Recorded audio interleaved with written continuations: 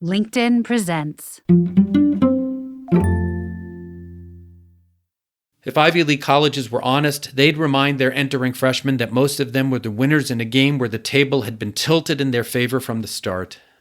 Instead, they teach them that they're the best and the brightest. Elite colleges pretend as if the higher education system rewards merit rather than affluence.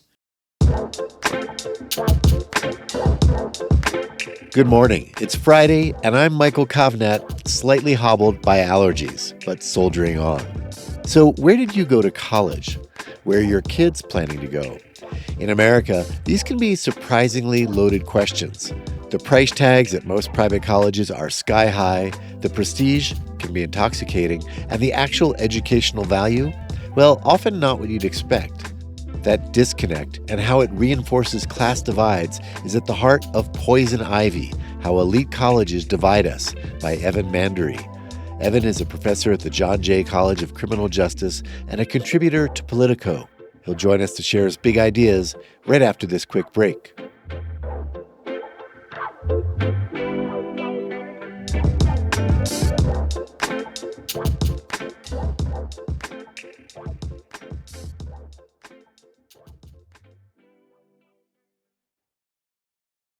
From LinkedIn News, I'm Leah Smart, host of Everyday Better, an award-winning podcast dedicated to personal development. Join me every week for captivating stories and research to find more fulfillment in your work and personal life. Listen to Everyday Better on the LinkedIn Podcast Network, Apple Podcasts, or wherever you get your podcasts. From LinkedIn News, I'm Jessie Hempel, host of the Hello Monday podcast. Start your week with the Hello Monday podcast. We'll navigate career pivots. We'll learn where happiness fits in. Listen to Hello Monday with me, Jessie Hempel, on the LinkedIn Podcast Network or wherever you get your podcasts.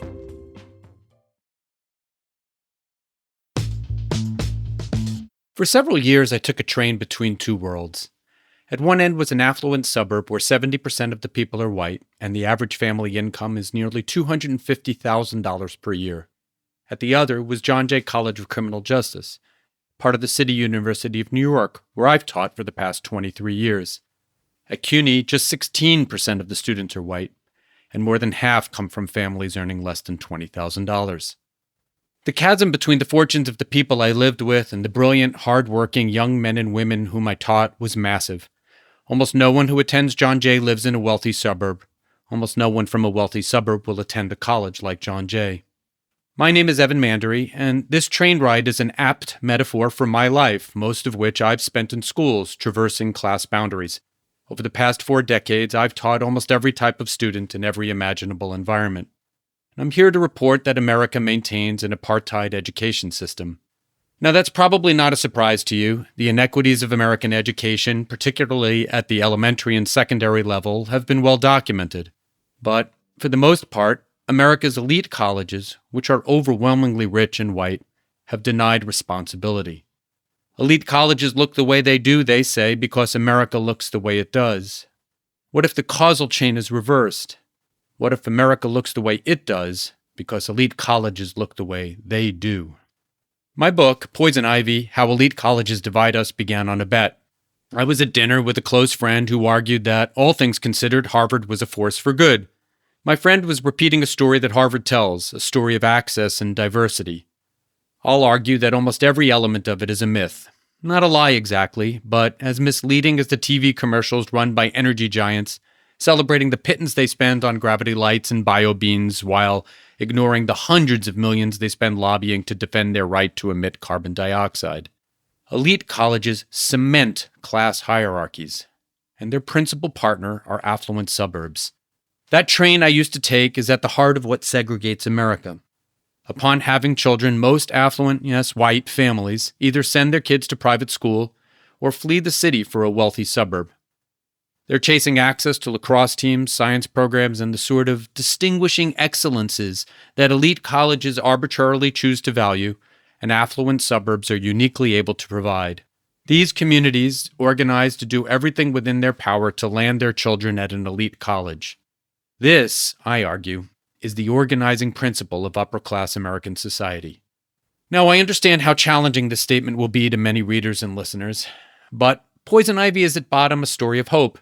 It's filled with inspiring stories of students, scholars, and educators who've helped to illuminate how the system functions, and with workable reforms that can transform these institutions, make our communities more fluid, and fight the epidemic of inequality that plagues America. What's more, you can make a difference. If by chance you do have one of those fancy degrees, listen, without you, nothing will happen. Universities will not change until their faculty, students, and alumni demand that they do. So I hope you'll join me in this work. If you're so inclined, I'd like to offer 5 lessons I've learned from the experts who have described the inequities in American higher ed with the clearest vision and who've done the most to change it. Look both down and up. Maybe you've seen a made-for-TV movie called Homeless to Harvard. It's about a young woman named Liz Murray's journey from the foster care system to Harvard's freshman class. It's inspirational. It's also basically the movie poster for the story that elite colleges tell about themselves. Their website and brochures are filled with the images of students that these colleges have helped lift out of poverty. And these good works are worthy of praise, but they're only part of the story. When my friend and I had dinner, he hinged a lot of his argument on Harvard's financial aid initiative. Many colleges now have similar programs. Harvard's allowed anyone whose family made under $65,000 to attend for free. This begged the question, I said. How many Harvard students came from families making less than $65,000? Now, for context, the median U.S. household income was $52,000. I said that if anywhere near half of Harvard students came from families making less than $65K, I'd buy. It wasn't even close. More came from families in the top 1% than the bottom 50. We settled our bet using data from the Harvard Crimson's freshman survey. Soon, our understanding of opportunity in higher ed would be immeasurably enriched by a groundbreaking study based on millions of tax filings and tuition records. The picture painted by the economists Raj Chetty and John Friedman was worse than anyone imagined. I'll give you 3 highlights. The average Harvard student came from a family making $505,000 per year. As many students came from families in the top 0.1% as the bottom 20, and overall, 38 American colleges had more students from the top 1% than the bottom 60. Chetty and Friedman's data also proved something that we'd already suspected, that elite colleges are the surest way to reach the stratosphere of wealth. They're the gatekeepers to jobs in the investment banking, management consulting, and technology sectors, industries that set the national agenda and, of course, pay handsomely. One way of looking at their data is this. If you imagined that you were at Princeton's 10th reunion, for every graduate in the room that had been lifted from poverty, there would be 40 rich kids who'd remained rich. So remember to look both up and down. Look both inside and outside. Perhaps the biggest obstacle to educational justice is that the mechanisms that fuel inequities are, at bottom, excesses of kindness. When someone at the country club helps their golfing buddy's nephew land an internship at Goldman Sachs or writes him a letter of recommendation to Yale, this feels like doing good. It's easy to forget who gets left behind. Consider this last data point from Chetty and Friedman. If you're born into an American family in the top 0.1%, meaning they make about $600,000 a year, there's about a 40% chance that you'll end up at a school in the top tier of the Barron's rankings. Schools like Middlebury, Amherst, Wesleyan, or one of the Ivies. If you're born into the bottom income quintile, meaning you make less than about $20,000, the chance of you ending up at an elite college is less than 0.5%. A majority of the poorest kids in America won't attend any college at all. It's easy to forget, too, the stories that we tell about the people who get left behind. If Ivy League colleges were honest, they'd remind their entering freshmen that most of them were the winners in a game where the table had been tilted in their favor from the start. Instead, they teach them that they're the best and the brightest. Elite colleges pretend as if the higher education system rewards merit rather than affluence. Recently, a cottage industry has arisen of intellectuals, mostly professors at elite colleges, exposing the construct of meritocracy as a myth. But that construct didn't emerge from the ether. It's cultivated by the colleges themselves. Shortly after assuming office, former Stanford President John Hennessy offered a typical message to the entering freshman class at a school where the mean family income is around $500,000 per year. Our admission office is one of the best in the country, Hennessy said, and we don't make mistakes. That's the American myth of meritocracy.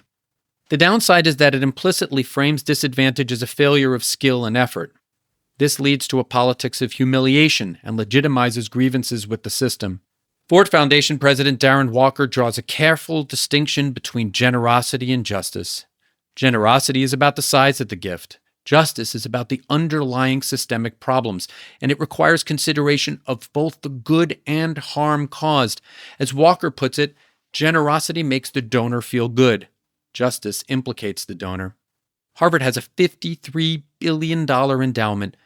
Princeton has an endowment of $4.4 million per student, enough to run the college in perpetuity for free. Giving to these schools is generous, but not just. Next time the development office calls, remember who's being left outside. Things don't have to be this way. I don't know about you, but I'd feel a lot different about Ivy League colleges if they produced a lot of do-gooders. But that's not how it goes. In a survey of Harvard's class of 2020, 63% of seniors entering the workforce said they planned to go into consulting, finance, or technology. Just 4% intended to enter public service or work for a nonprofit. When I shared this data with a friend of mine who's the public interest advisor at an elite school, she said it simply reflected kids' underlying attitudes. But research by the sociologist Amy Binder shows that the overwhelming majority of students enter college undecided on a career. Very few start out wanting to be an investment banker. They gravitate toward finance out of high achieverism, and after elite colleges show them no obvious alternative to working on Wall Street, or at least none with significant status and prestige. But it doesn't have to be this way. When Clayton Spencer took the helm of Bates College in Lewiston, Maine, she defined her presidency around work. Under her leadership, Bates opened a center that encourages faculty to connect their courses to discussions of meaning and careers, created practitioner and residence positions, and built a course to help students think about the architecture of their life. The leading career choices among Bates graduates are education and healthcare, which respectively attract 17% and 13% of their graduates. At Harvard, the equivalent numbers are 2 and 4. The Bates Center for Purposeful Work is hardly a panacea, but it shows that it's at least possible to shift what elite colleges do with their degrees. Similarly, small changes could make a big difference in the diversity of who gets into these schools. Ending legacy and donor preference, limiting early decision, creating pipeline programs with neighborhood schools, and expanding capacity are just some of the many ideas advanced by experts that could make elite colleges engines of opportunity instead of class stratification. Know the midnight.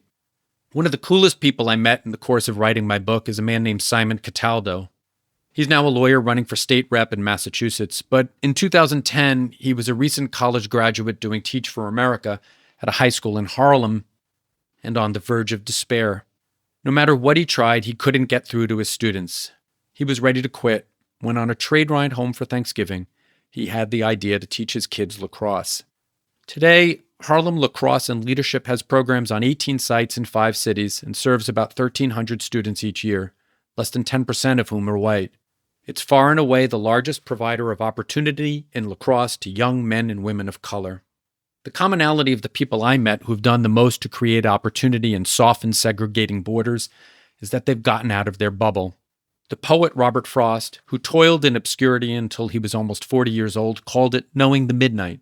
The lawyer and human rights activist Brian Stevenson calls it proximity to suffering. We cannot change global injustice if we isolate ourselves in places that are safe and removed and disconnected, he says. To change the world, we're each going to have to find ways to get closer to people who are living on the margins of society. Living in the high noon without ever seeing the midnight promotes a sort of blindness. When you live in the suburbs and your children attend wealthy schools, it's easy to tell yourself that you've earned your place, that your family deserves its privileged status. You can make a difference. Colleges and universities are complex organizations, but they ultimately respond to what their students, faculty, and alumni say. When the development office calls asking for money, Tell them that you won't donate unless the college makes a meaningful commitment to increasing the racial and socioeconomic diversity of its student body. That doesn't mean increasing financial aid for upper middle class families. It means creating real pathways for poor students and students of color that have long been the birthright of affluent whites. In other words, be generous and just, know the midnight, and demand that the billions of dollars raised by elite institutions with taxpayer support be used to fuel the American dream, not to thwart it. Thank you, Evan. All right, listeners, you can get yourself a copy of Poison Ivy at your favorite bookstore. And if you got something out of today's show, please leave us a rating or review to help others find it. That does it for us for the week. These episodes were written by me, Michael Kovnat, and edited by Caleb Bissinger. The Next Big Idea Daily is proud to be part of the LinkedIn Podcast Network. We'll see you Monday.